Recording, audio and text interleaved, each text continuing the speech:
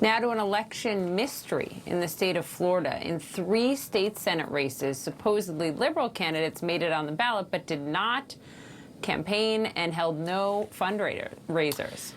It appears that these were ghost candidates and that they were backed by dark money with the aim of siphoning votes away from Democrats. Might have worked. CNN senior investigative correspondent Drew Griffin explains.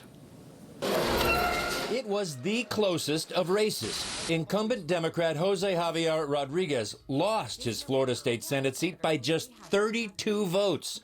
The Republican challenger who won? I'm Ileana Garcia. Ileana Garcia, a founder of Latinos for Trump. But there was a third candidate in this race playing the role of spoiler. His name? Alex Rodriguez, sharing the same last name as the Democrat in the race and promoted as a liberal. Alex Rodriguez got more than 6,000 votes.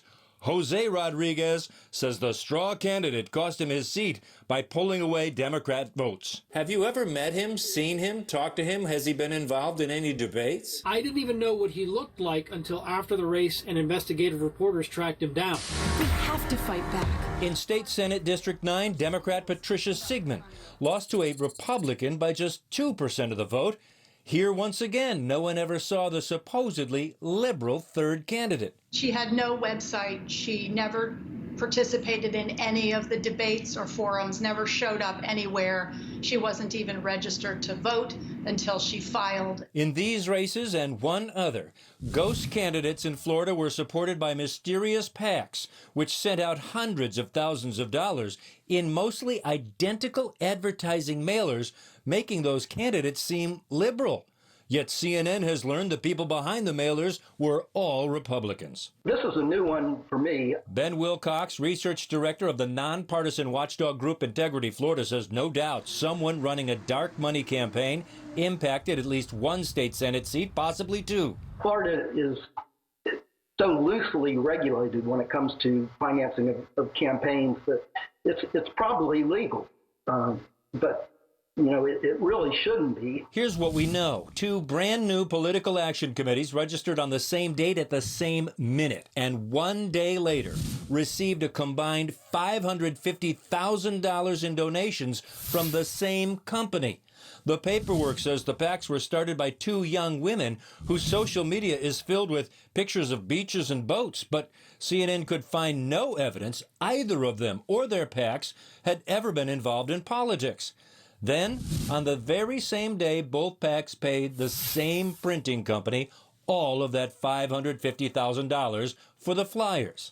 It's their only expenditure. The printing company and one of the PACs are linked to this man, Alex Alvarado, a Tallahassee-based Republican consultant and former Republican congressional intern.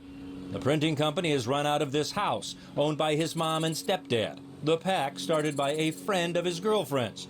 And despite being involved in ghost candidate advertising with very liberal and progressive ideas, every one of them is a registered Republican. That even includes the ghost candidate Alex Rodriguez, who was registered Republican until this election.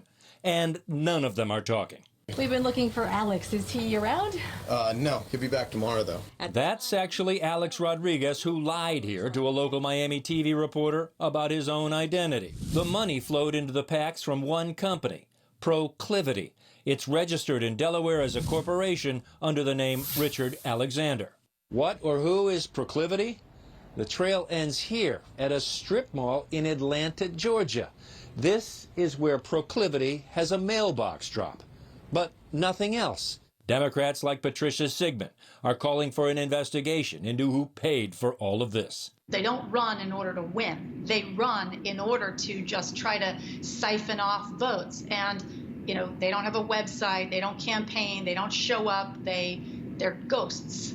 Florida's Republican Senatorial Campaign Committee denies any knowledge whatsoever of the mysterious money that helped in 3 of their races.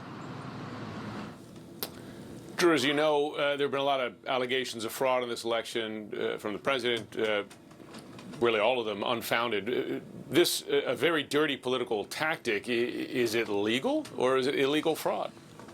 You know, the concern really, Jim, is that it is legal and this could start a trend across the country.